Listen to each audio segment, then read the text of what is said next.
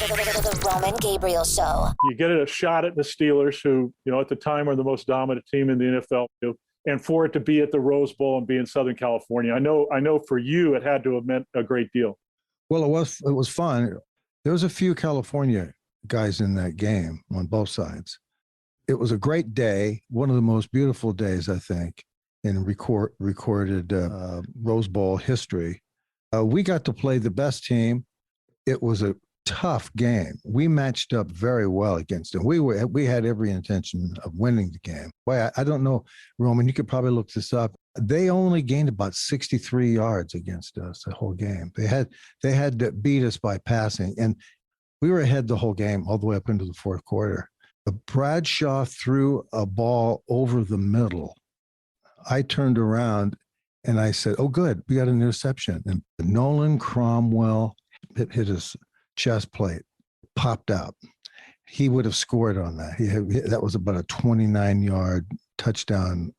It was so frustrating, you know that in that sport, to be good is to be blessed, but to be lucky, is heaven sent. You have to have great luck in these games. You got to play well, got to be in a position to win, but at the same time, you also have to be able to be ready for a big break. And it almost happened. It just didn't happen to flower out for us,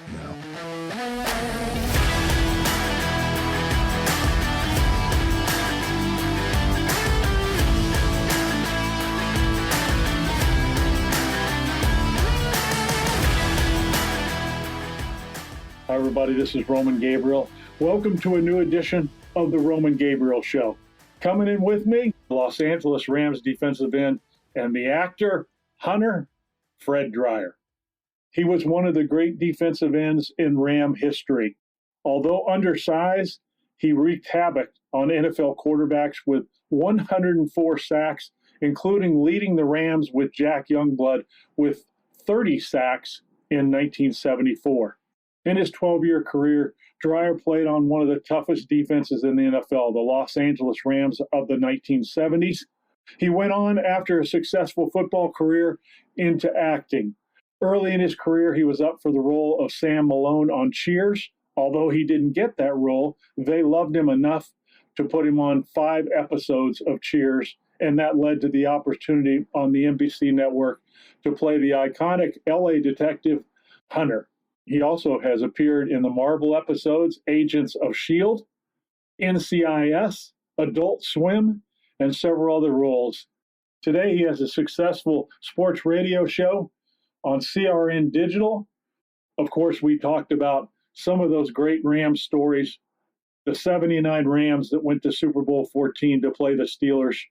We also talked about one of the most famous roles that he ever played. That was Super Bowl 9 with his friend Lance Rentzel, former Los Angeles Rams teammate, and the havoc that they reaped on Super Bowl Media Week. Enjoy this interview with my friend, former Los Angeles Rams defensive end, and the actor, Hunter Fred Dryer. And remember, for all your entertainment and sports content, go to our official website at RomanGabrielShow.com. That's RomanGabrielShow.com, or anywhere you listen to podcasts, including Amazon Alexa and Google Assistant. All right, welcome to the Roman Gabriel Show. RomanGabrielShow.com, anywhere you listen to podcasts. And that coming from a Rams background with my father's career with the Rams and loving the Rams the way I do, he was a 69 draft pick of the New York Giants, and then, of course, went on to a great career with the Los Angeles Rams. Of course, played in that first Super Bowl out on the Rose Bowl, 104 career sacks, and went on to a really successful acting career. Everybody knows him as Hunter, detective on NBC and many other films and TV shows. My guest is long-awaited defensive end extraordinaire, Fred Dryer. Fred, how are you, buddy? Roman, great to be with you in the new millennium of communications. I was telling this story to a good buddy of mine today. So my dad was living in Palm Springs in the off season, and he said, "Yeah, we're going to go down to LA and have lunch with Fred Dryer." I said, that's cool. I said, so we get in the car and we show up, and Fred, I think you did pull up in the Volkswagen van. Yeah, that was my transportation of record. Yes.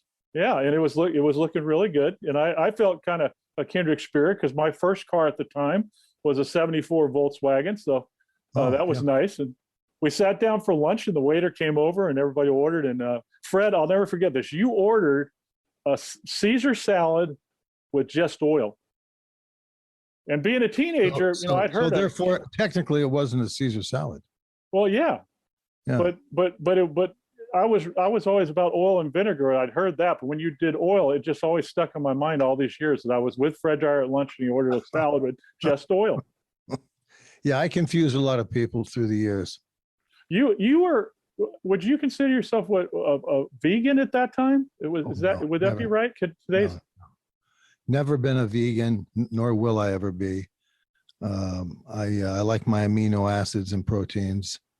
It's just it comes in different forms, and I go about it differently than probably majority of the people. But I like to have my diet as I've gotten older much simpler.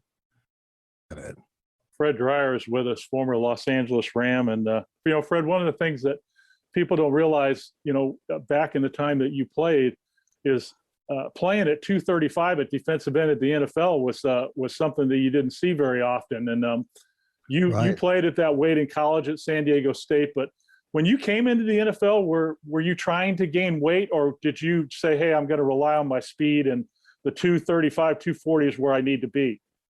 Well, actually, what's interesting about it is when I was in college, I was about 215. I got drafted by the Giants, and my instinct was to be stronger and more flexible. If I gained weight in the process, so be it. And I always thought that it was a preposterous request on the part of the football people in my life to demand, actually, that I gain weight to satisfy their image of what I should be. And I just could never figure it out. So when I got to the Giants, they said, well, because here was the ratiocination, because you don't weigh a lot, we're probably going to move you to linebacker. And I said, well, I don't think that's going to work for me. And Tarkington said, listen, you drafted him as an end. He's more valuable as an end than he is a freaking linebacker. He says, as a quarterback, I can, and I talked to your dad about this, as a quarterback, I can isolate you as a linebacker with my offense and the things that I do. And, but as a defensive end, you're constantly, every single play has the potential to screw things up, whether it's a sack, whether it's a running play. There's 4 linemen, and we have to account for you somewhere in the blocking scheme. If you're a linebacker, we can run away from it. We can do a lot of things, and along the way, I maybe gained over the 13 years I played, I maybe gained about 11 pounds, maybe. Attributable to maturity weight as you get older. The key to my success was being smart and being available, being flexible, and not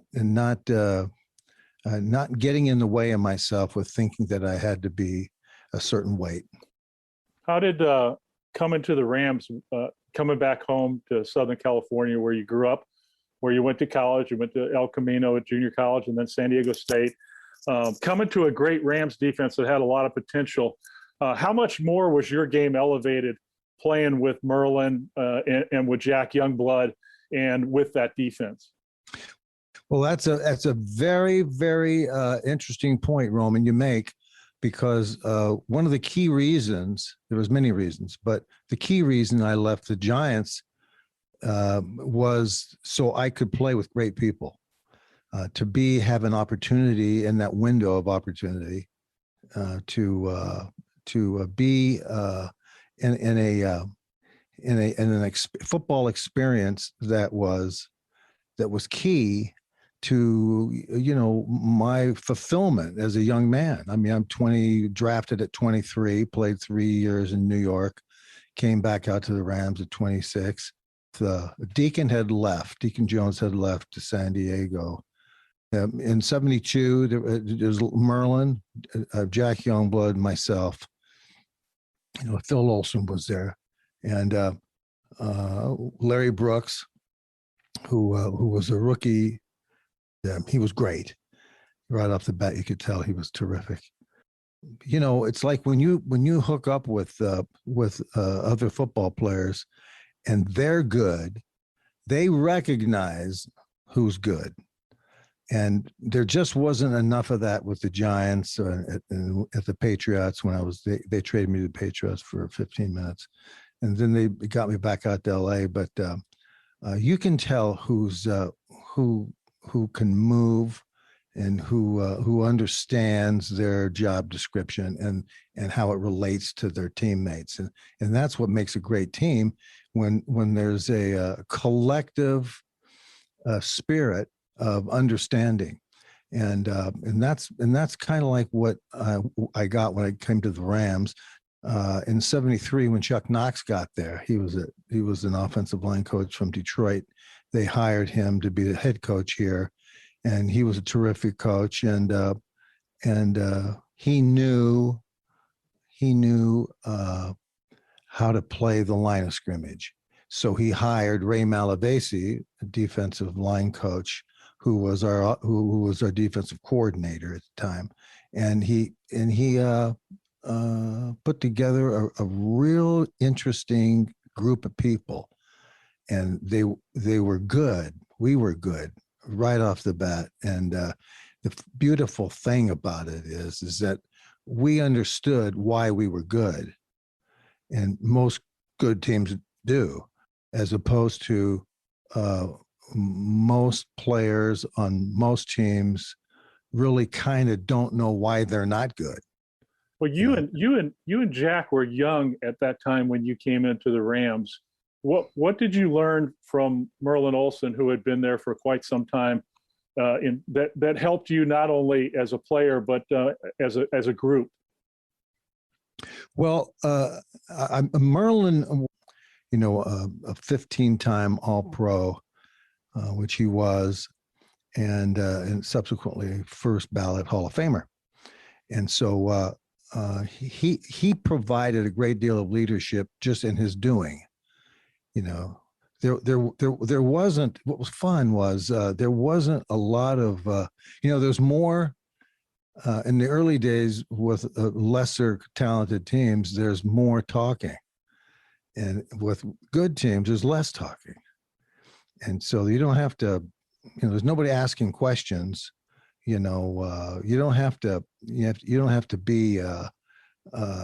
In awe of why people are good when they're terrific and when you're part of a team.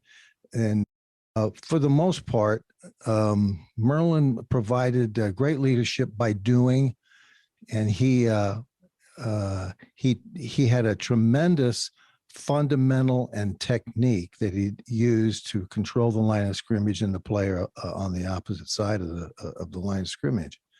And he had a great way.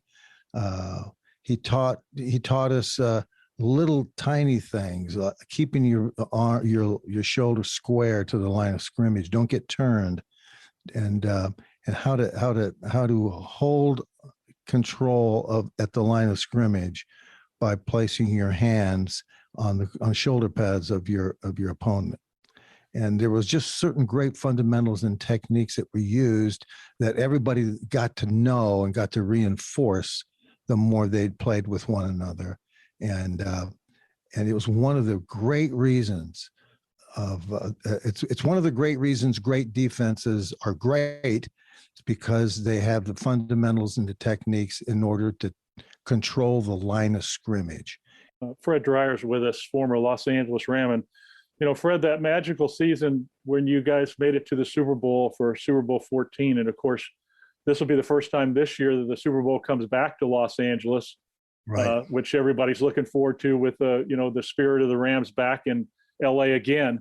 That season was interesting because you guys have had some incredible seasons where you won a lot more games. Had some difficult games where you couldn't get by the Vikings, which was always seemed to be a struggle in the playoffs for the Rams. It was either Minnesota or Dallas or somebody that was giving us a hard time. Well, tell me about that season because a lot of people gave up on you guys in the middle of the season. You lost Pat Hayden at quarterback, and a young guy who's a Banning High School guy, played at Nebraska, takes over a quarterback at the end of the year.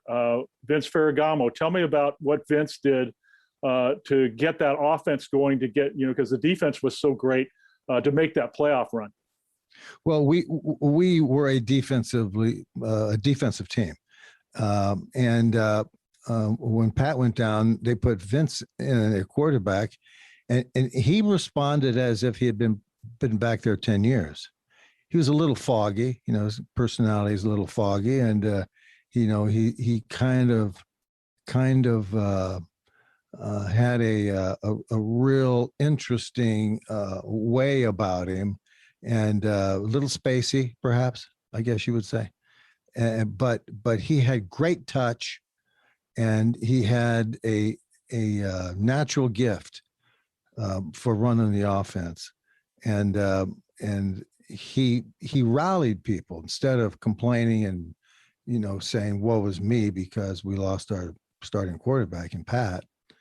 We suddenly kind of got recharged again because the Vince, who really wasn't expected to do that much, just drive the car between the white lines and don't stack anything up, as it were. But he was great. Vinny was terrific, and everything was working out great. So tell me about Super Bowl. You get a shot at the Steelers, who at the time are the most dominant team in the NFL, maybe one of the greatest teams in the NFL. Right. Towards the end of their greatness, but still a very powerful football team. What was it like to have the opportunity to play the best in a game that you guys worked so hard to get to and finally got to, and for it to be at the Rose Bowl and be in Southern California? I know for you it had to have meant a great deal. Well, it was fun. There was a few California guys in that game on both sides, and it was a great day, one of the most beautiful days, I think, in recorded Rose Bowl history. I always thought that was the best field to play on, and it was the fastest field I think I had played on. So like a putting green, and but we got to play the best team. It wasn't probably, as they say, in the matchups, it was a tough game. We matched up very well against them. We had every intention of winning the game. We thought we would. It wasn't, arrogance or anything, but it was just we looked at their films. We saw what they did. We saw how they executed how they played the line of scrimmage. We saw how they pass blocked. They were terrific pass blockers and run blockers. By the way, I don't know, Roman, you could probably look this up as yards gained in a Super Bowl. They only gained about 63 yards against us the whole game. They had to beat us by passing. And the ironic thing is that they pulled a couple of we were ahead the whole game all the way up into the fourth quarter. And Bradshaw threw a ball over the middle that Nolan Cromwell had as an interception, and it popped out, hit his chest plate, and it popped out. He would have scored on that. That was about a 29-yard touchdown play. And this was before the touchdown pass to Stallworth. Oh yeah. I turned around and I said, "Oh, good, we got an interception," and boom, it popped out again. And it was so frustrating. In that sport, to be good is to be blessed, but to be lucky, Right. is heaven sent. You have to have great luck in these games. You got to play well. You really have to be able to be ready for a big break, and it almost happened. It just didn't happen to flower out for us. I was going to ask you, that was a really great defensive team. And of course, Vince's play, brought you guys that passing game that really took the pressure off you guys. Right. But there were a lot of great teams in that 70s under Chuck Knox. What do you think the best Ram team that you were on during that 70s run was? Well, my favorite team was the 74 team. I think we got beat by Dallas in a playoff game. So we didn't get to go as far as we thought we should have gone with that team. But that, for me personally, was my favorite team because of all the great individuals that were on the team. Fred Dreyer's with us on the Roman Gabriel Show. Go to romangabrielshow.com. When I talk to a lot of the former Ram guys, everybody's got their George Allen story. My dad has a million of them, but is there a George Allen story that sticks out to you? Yeah, there is. You got a little time? Oh yeah, go ahead. Okay. It's a podcast. That's the good news. This is good. So the deal is, it's 1978, and George has been hired to be the head coach of the LA Rams for the second time. Well, if you count the firing thing being brought back, it would have been three. Technically, it's three times. Yeah. and so he loved the Rams. I mean, he just absolutely loved them. He went to the Washington Redskins. They hired him, and then George, I think, turned down a piece of ownership in these Redskins to get the opportunity to come back and coach the Rams. So here he is in training camp, and so he's had all these articles come out since he was hired earlier in the year, and of course George is Peck's bad boy. People are saying he'll screw this up. He's going to get fired. Blah blah blah, because he won't listen. He thinks he's the owner, and blah blah blah. All these things, all true, by the way. And so Carroll Rosenblum, owner of the Rams, hires him. He comes in. We're going through training camp, 2-a-days out in Fullerton, at Fullerton State College. And so one day, through all of this hubbub of how much power George has and what George wants to do, because he keeps giving interviews to people, we gotta get better players in here, and we had pretty good players until he showed up, and so he was going to trade everybody away for a 14-year veteran. Yeah, he wanted nothing but 35-year-old guys around him, that's which is great if you're getting older. So he comes over to me and Jack Youngblood during the morning practice, at the end of the morning practice, and says, when the whistle goes, when the practice is over, I want to talk to both of you over here underneath the goalpost. I said, you want to talk to me and Jack? He goes, yeah, the both of you. I want to talk to you. Okay. Practice is over. We look down. I figured, but he'll forget that he asked to talk with us and stuff. So let's just start to go out. And then the ball boy runs over and goes, Coach Allen would like to see both of you in the end zone. So we go to the end zone, and George is sitting there with his shades on, and he's wiping away the saliva in the corners of his mouth, like he always did, And so he says, I consider you guys leaders of the team. And he says, I just want you to know that I traded Isaiah Robertson to the Green Bay Packers this morning. and this will be a good thing for us as a team, and this will be a good thing for us. I don't think Butch is pulling the rope in the same direction. I think we can improve ourselves, and I just wanted you to know about it, because when it comes out, people are probably going to want to talk about it. You know how they are.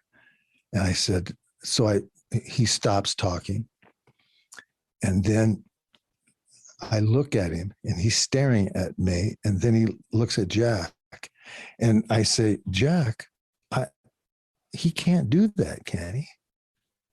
And Jack looks at me and says, yeah, I don't think he can do that, George. And he looks at us and says, the hell I can't. He does. That next moment,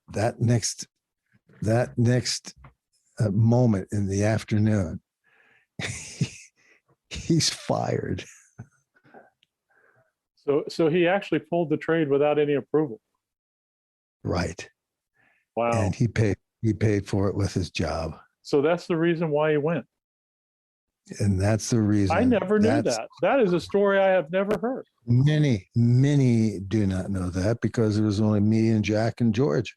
Wow. And I kept my mouth shut, before, but now it's, everybody's down the road a ways. But that was incensed. That was, in fact, the key reason he was fired. One of the more interesting stories that I can remember, and I want you to tell this to our audience. The Super Bowl has become an incredible media event, and of course, media day for the teams has become a crazy thing, but really wasn't that way in the early times of the Super Bowl.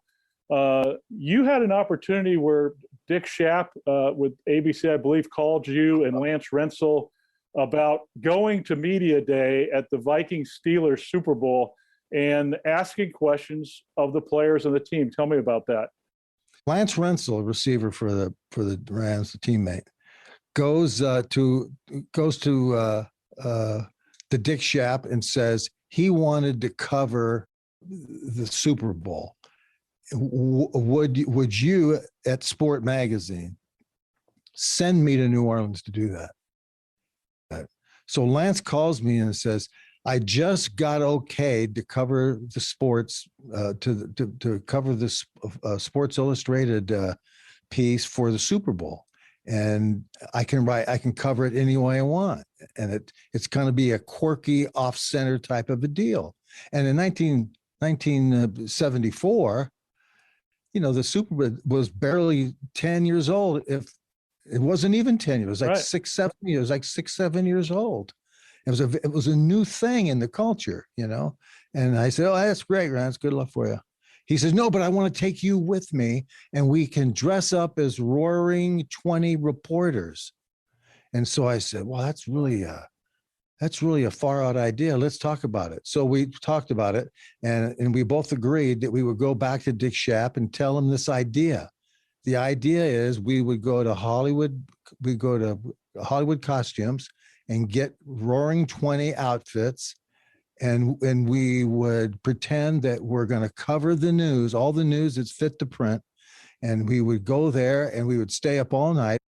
The media day, which was a luncheon at one of the hotels, and we had stayed up all night.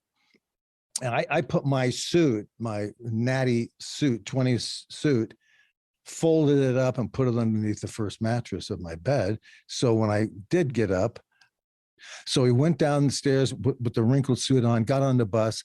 All of the reporters, Dick Young and in the New York papers, all of them, except for about a handful of people, thought we were jerks for doing this. How dare you? And I said, you guys, all of you guys have been given a blessing to cover this, just like we have. I'll put our story and what we see up against your cornball crap. And they really lost it. Didn't like that, yeah. They didn't like it at all. So being the first ones out of the bus, and we charged into the room and started loading up our pockets with rolls and cinnamon buns and all that stuff, and coffee, then the Jim Heffernan, the guy that worked for the NFC, gets up and says to everybody, the place is packed with people, and he says, we're going to have to ask some questions here, and so you're free to answer, but remember, when you're called upon, state the newspaper and the news agency that you work for, and then ask your question. Chuck Knoll stands up, and I'm the first guy to raise my hand. I'm way in the back near the rolls and the cinnamon buns. So I'm raising my hand like that, and he says, "Yes, back there." I said, "Yeah, Cubby O. Schweitzer, Daily Steamer." That was my name. That was my newspaper, Daily Steamer.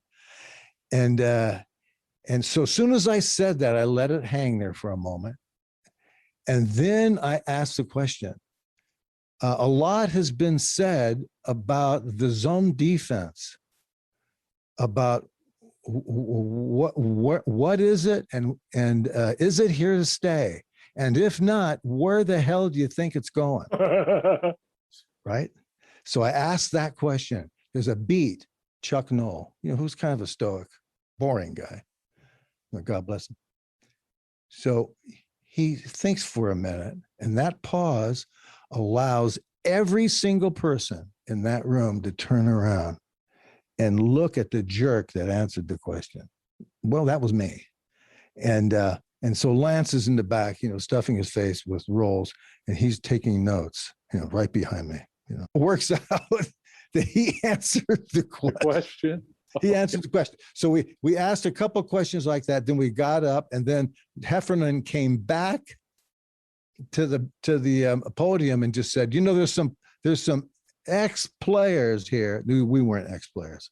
There are some ex-players here that are making a mockery out of the Super Bowl and out of this event. And of course, everybody, 90%, as you can see what's going on today, 90% of the people can't think for themselves, right. And they all agree. So except for a handful, and that handful kept following us around, and that group got bigger and bigger and bigger because we went right down the hall to the luncheon where they were asking the Pittsburgh Steelers to come out. Terry Bradshaw came out, and Franco Harris, all the guys came out. Joe Green came out. We wore him out, and so did they recognize you guys? Eventually, they kept saying ex-players, and so when they said, "You're Fred Dreyer from the Rams, aren't you?" I said, "What tipped you off? What makes you think you guys can?" I said, "Because we're doing it. That's why." So there was a lot of people. It was really interesting. What turned out to be a harmless attempt at having a lot of fun and sending up the Super Bowl, because it needed to be. So you're saying at that time the NFL took themselves way too seriously about the Super Bowl, because what you guys did wouldn't hold a candle to some of the goofy stuff that goes on now. Well, it's crazy. It's like a circus. No, we set the pace for it. We opened the gates for anything to happen, and we were way ahead of our time. Who were some of the best interviews you remember? Some of the guys that you thought that were playing along with you? There was Terry Bradshaw. He had his coming out party. Terry was looked upon as not very smart. So the joke was, and I asked him, I said, "Terry, a lot's been said about hat size equaling intelligence. And if so, what's your hat size? Is it a 4 3/8? I think it's a 4 3/8, isn't it?" This idiocy that was perpetrated was so funny when it was coming out. And we asked Jim Marshall, "Jim, you said there's no tomorrow. Well, are you going to be disappointed when the sun comes up?" We just steered stupid stuff that was not football oriented in the format of a very serious press conference. Serious questions And I kept telling, what the hell was his name? Dick Young from the Young Ideas. I said, he came over, was looking at me. I said, "Hey, Dick, this is right in front of it. This is right in front of everybody. Hey, Dick, you need to laugh it up more because you're a boring guy to begin with. And then you kind of hide behind your typewriter and write mundane things about stuff. You're not funny. We just went off and we just sent everybody up, By the time that Roselle called us out of our rooms Roselle says, "So I understand you guys are, what is it, covering the news?" He goes, "Yeah, tomorrow's going to be a great day for us because we got some things planned out." He says, "You're about done now, aren't you?" "No, we got another day, maybe another day or two to go." He says, "You're about done, aren't you?" And I goes, "Sure, we can be done, can't we, Lance?" He says, "Yeah, we can be done. I got enough stuff here to." And he says, "Who put you up to this?" And I said, "It was all Dick Shapp's fault." Oh, that's great. That's great. No, it was really a lot of fun. Ahead of your time, Fred. Ahead of your time. Way ahead of our time. Everybody, this is Roman Gabriel, host of The Roman Gabriel Show. Our mission is much larger than providing you an entertaining podcast. Our country faces an ongoing crisis of underage youth battling alcohol and drug addiction and a rising suicide rate. This problem impacts all of us and our families. Our nonprofit, the Sold Out Youth Foundation, has been my passion since 2003, impacting hundreds of thousands of middle and high school students, challenging them to an alcohol and drug-free life, while providing a life-changing interactive online education platform, teaching students valuable life skills and success principles, equipping them to pursue their passion and dreams. I need your help. Our program is successful because of people just like you who financially support our movement. Please give safely and easily today by going to our website at soldouttv.com. That's soldouttv.com, and click on the red donate button. Or right now on your cell phone, text SOLDOUT20 to 484848. That's SOLDOUT20 to 484848. All donations are 100% tax deductible, and believe me, any amount will help. Your generous gift can help one more child stay on the right path to health, wellness, and success. Thank you, and be sold out. Hey, this is Nick Ruffini from Revoice Media, and I'm the executive producer of The Roman Gabriel Show. We got involved with this show because we realized that Roman has a passion for educating the next generation, and we need your help. We need you to be a donor and go to soldouttv.com and donate, whether it's one time or an ongoing basis. Please help us educate the next generation by becoming a donor. Go to soldouttv.com and click donate. And remember, you can help us at the Sold Out Youth Foundation by donating. Text SOLDOUT20 to 484848. That's SOLDOUT20 to 484848. And help us help your students to stay drug and alcohol free. Fred Dreyer's with us on the Roman Gabriel Show. Go to romangabrielshow.com. And, Fred, last week on our podcast, I had an interview that I did with the great Burt Reynolds that I had done back in, I believe, 1997. Mm-hmm. And we talked a lot about his love for football. And he actually said he wanted to be a football player more than he did an actor. But he talked about the combination of what it took to take that athletic background and apply it to acting. And you were a guy that went into acting from football. Tell me about how that came about. Did you prepare while you were playing, knowing to say, "Hey, I want to be an actor," or was it an opportunity that came up for you? Well, I had a plan. Look, I always say this, it's corny by now, but it doesn't take you but a year or two to realize that you don't have much time playing that sport. It's just the fact of it. You have to realize and be realistic within yourself to say, "Gee, I'm playing football. I'm getting paid for it. How wonderful!" It's you got a dotted line around your neck. I mean, it's just a matter of time before you get it some way, somehow. I luckily having that outlook, I dodged a lot of bullets over the 13 years of my career, and I stayed remarkably healthy considering all of the stuff that we did. My goal was I had a lot of interest in life as a kid, and football came early and came first because I was young. I was playing football at organized football, when I was a teenager. And if it wasn't baseball, Summer League, Connie Mack League, American Legion, if it wasn't high school, then it was hitting the beach. Then it was doing all the things that a kid should be doing.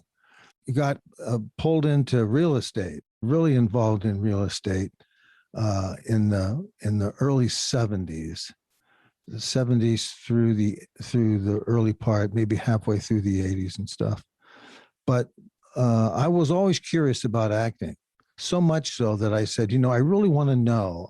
A friend of mine, Brian James, he's passed, but he was a fine character actor in the business, and Brian set me up with a meeting with Nina Foch. She was a famous actress in her day.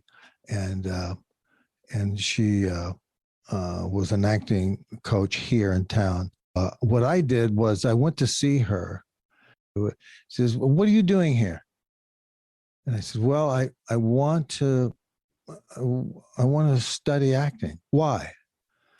I want to understand." And this was as the years went on, we became very, very close friends, dear friends, Nina and I, and so what she meant by that, what is it that you want to be? What do you want to do? You want to be a star? Is that what you want to be? You want to be a movie star? I said, no, I want to study, and I want to understand the fundamentals and the techniques of what it is that they're doing, as well as what actors and actresses aren't doing.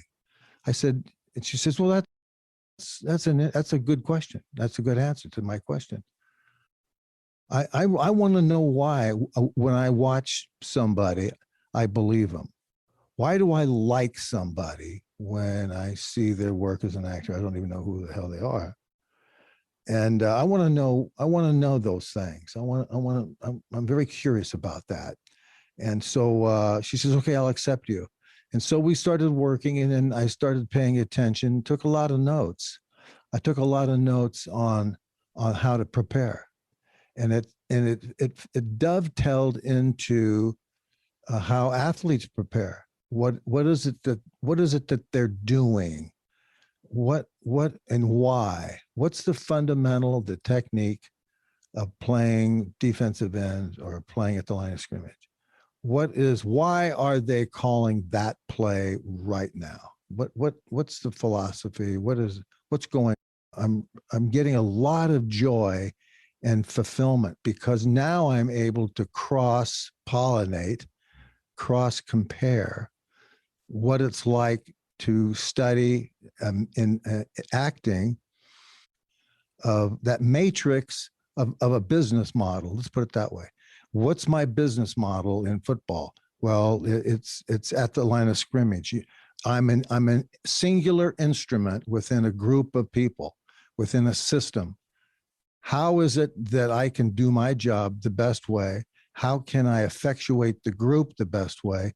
When they give you criticism on your performance, they'll give you scenes to do out of existing plays, and she would assign you. She says, "Fred, I'm going to give you this assignment. I want you to prepare this. It's a monologue.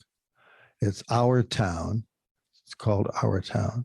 And I want you to prepare it for our next session, next Saturday." Okay. So I read the play. Then I read the monologue. And then I started to apply the fundamentals and the techniques and the elements that she taught us. And I began to take the things that I took for granted, that I never know. I said, oh, so is that how they prepare a monologue? How is it that someone can stand up in front of a camera and rattle off 2 pages of dialogue that's not theirs, that didn't come from them?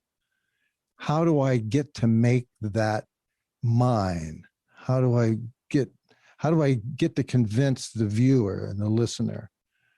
It was a tremendous learning experience. And when I started to lay that underpinning to football, and remember, this is, by studying acting didn't make me tackle better. But what it did do, it made me understand what's happening to me from the other side. My interests kind of suddenly tripled, doubled, quadrupled.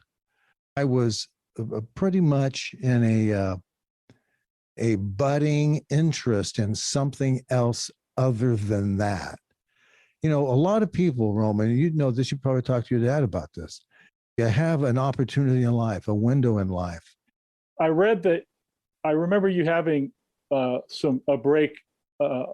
You were up for the Sam Malone role on Cheers, did not get it, but you ended up making appearances on Cheers, which at the time was the most popular show on television. Right. How did the Cheers role for you eventually turn into the Hunter opportunity? Well, it was the same network. NBC was the network. There was myself. Julia Duffy was one team, Ted, Shelley Long, and then there was another English woman, and William Devane. Those were the 6 people that were being considered, that were called over to Paramount Studios to test for a new show called Cheers. Cheers. And it's about the crazy people that come in and out of the bar. That's what it is, about friendships and about crazy people coming in and out of a bar. And we all went over there and studied for it, and Ted Danson got the job. He should have. He was very good at it. He was a good Sam Malone. I always thought that, in doing it, that you always take a role and you interpret it as part of the getting of the job. I had my own personal way of doing and interpreting Sam Malone. So they liked me so much, so they says, we want to bring you back as a recurring role in the show. You'll be Sam's ex-baseball buddy, on location sports reporter, and he's kind of a rascal guy, he's kind of a short hair guy, who's kind of gives Ted a lot of hard problems to solve and so forth and so on, and it was a nice little role. But so I did like about half a dozen of those. And out of that, NBC agreed with Steve Cannell, who was a producer of many shows, the A-Team, Hardcastle and McCormick, and all. He had like about 6 or 7 shows that were. This one was a new show that he was doing called Hunter, Detective in L.A. And because of my work on Cheers, they said, yeah, we'd like you to test Fred. So I was one of several people, again, who went over to the studio and tested for Hunter, and I got the job. And so a lot of those things, you never know what's going to happen in life. You walk up and you show up, and the next thing you know, someone's saying, hey, can you take these 2 pieces of paper, these 2 scenes, and go into that room over there and kind of refresh yourself with the scene. would you mind reading in front of these people on camera? No, okay, I'll do that. And you do it, and you come back, and they say, "Great, you got it." Final moments with Fred Dreyer, former Los Angeles Ram and star of Hunter. And what I thought about as you were talking was the hardest thing for NFL players, especially that played as long as you did, is what you said, finding another passion to fulfill them. And there are a lot of guys who look for that, but they never really find it. When did you realize as an actor that you had found something that you loved at least as much as football? Well, I think a lot of that stuff in life comes to you and it hits you as self-evident. I again, like I said, I love movies like everybody else did. I love TV shows and I've got a sense of humor to some degree. And so I don't take myself too seriously a lot. And I have a lot of fun at doing a great work with a cast of people, football team, acting. And so I look at a lot of this stuff is mostly it'll speak to you. You'll find something. You'll hit a golf ball and say, I could do this probably all day long. This is a lot of fun. I kind of like that. And then suddenly you'll meet somebody that likes to do that too. And next thing you know, you guys are playing a lot of golf together, and then you start belonging to a club, and then it just kind of snowballs, and it becomes self-evident. Things that hit you, my football career. I did leave the Giants when I realized there's nothing here for me. This is professional suicide. I got to get out of here. New York, Yankee Stadium, all the great things. Wonderful, great tradition, wonderful. I got to get out. So how do I get out? What do I do? And I planned it out, and I got out, and I got to go where I wanted to go. So I did realize that although pro football is a unilateral contract, it works one way and for the benefit of ownership.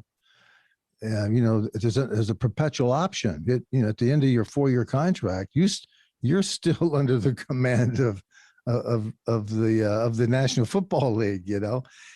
You have to figure out a way to realize, and I did. I realized that if I have value as a player, I'll always be in a position to get where I want to go if I have value. If I don't have value, they'll say, "You don't like this, then quit."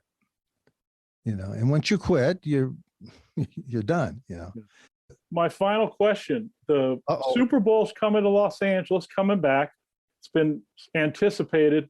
One of the things that excited me is when the Rams came back to the Coliseum. Of course, the history of the Coliseum, not just in football, but the history of the Coliseum, period. But I thought that was a great thing for new Rams fans to meet these traditional Rams fans that were there since the start. This is going to be a great celebration for a week of bringing the Super Bowl back, and hopefully maybe the Rams can repeat what the Buccaneers did in playing a Super Bowl at home. But tell me about your feelings and thoughts about Super Bowl coming back to Los Angeles. Well, there is an opportunity here if you're looking in that direction, like we talked earlier. There's a poster here down the hall of a drawing of a 50s LA Ram football player, and it's a cartoon. But what's beautiful about it is it has the horns beautifully painted together, and they're so perfect. They are exactly the way the early LA Ram uniforms used to be in the helmets. The defining element of that uniform is in the helmet.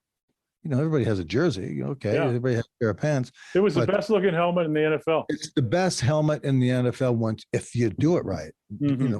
When I was there, they separated the horns, and it just lost it looks like a mistake, which is, I think it is. So it's an opportunity, if the Rams this year come out and they're at home with the Super Bowl, it'd be great if they put those helmets on. You're one of the few players, Fred, that wore the white and blue, Yep. the old road, almost light navy and white, Yes. and then the new uniforms of '73 that were the gold and blue. Yeah. What was your favorite uniform? Well, I thought if we could wear the blue and whites every game, home and away, George Allen was a coach that believed deeply in the all white uniforms. He didn't want to wear the blue ones. As a matter of fact, every time he had an opportunity to be at home, he just said, "We're wearing white. Home team gets to choose, so we're wearing white. We're wearing white no matter where we go. So if we wear white at home, then we're going to be wearing white when we're on the road, unless you're Dallas, who says, 'Oh yeah, you're not coming in. You're not going to pull that on us. That's what we do.'" So Dallas wears white all the time until some home team says, "No, we're going to wear white," which means Dallas wears blue. And that's the same thing that the Rams had going. But that's to me, my favorite uniform was when I got here in '72 was the all white uniforms. And it was something about the pants. The fronts were silk, Right. I remember that. They were silk, and it was such a beautiful, simple uniform. People And I've got a poster on my wall over here of my dad with the road uniform on. I think it was taken in like '67.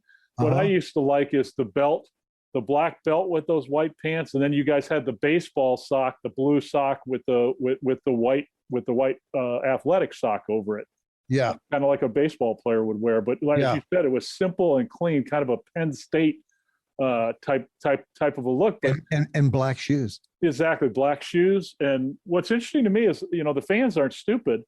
Many of the fans have said, we're just going to keep wearing our traditional, gear to the games because we don't like it. And I know that Eric Dickerson, and I guess Eric took a really strong stand to actually go to management for the fans, didn't he? Yeah, he was vocal. I don't see. Here's what's really fun. You look at the institutionalization of something that is so popular, like football uniforms, baseball uniforms. The Dodgers don't put on red tops or blue tops. They don't screw up and damage the brand. Or the brand, That's exactly. A tremendous brand.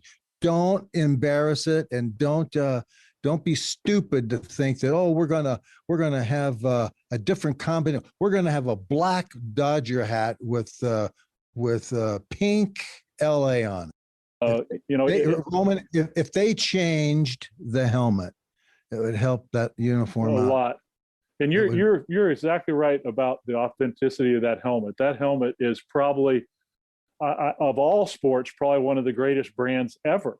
And for them to do what they've done, and it doesn't make sense from a business standpoint, because if you take the tradition and the brand out, then you're ostracizing 75% of your fan base. Yeah, that's right. But it goes back to when I was in high school from '60 to '64. I remember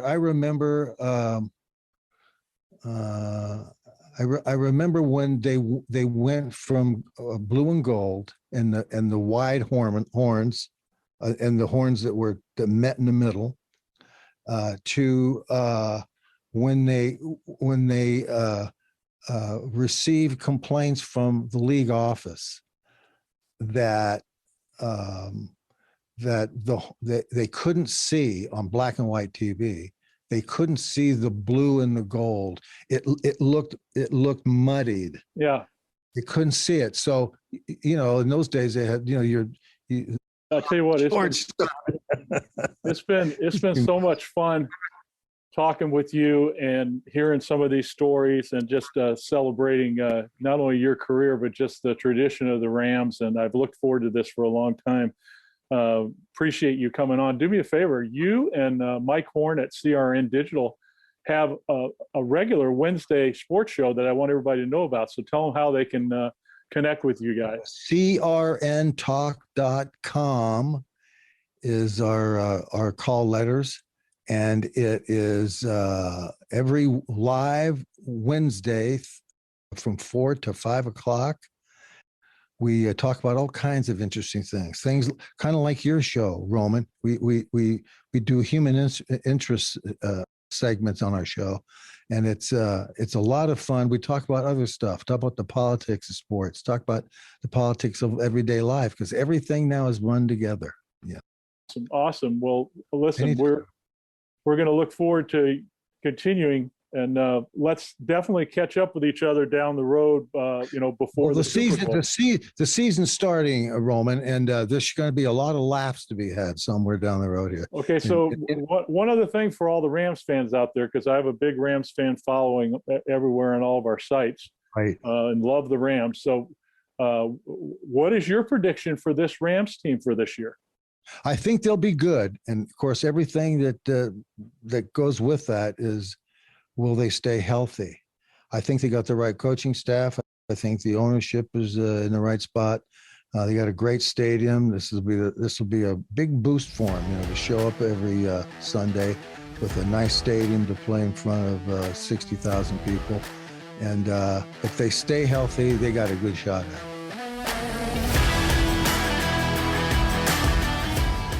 Thanks so much for listening to the Roman Gabriel Show.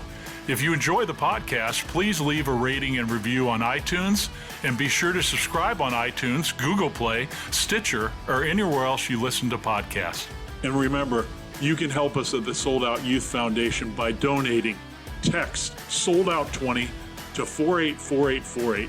That's SOLDOUT20 to 484848, and help us help your students to stay drug and alcohol free.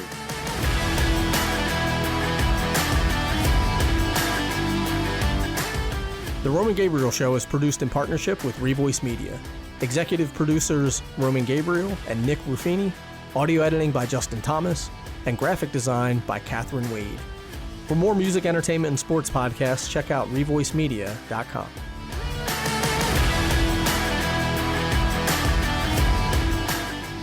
Listen to The Roman Gabriel Show at RomanGabrielShow.com or wherever you listen to podcasts.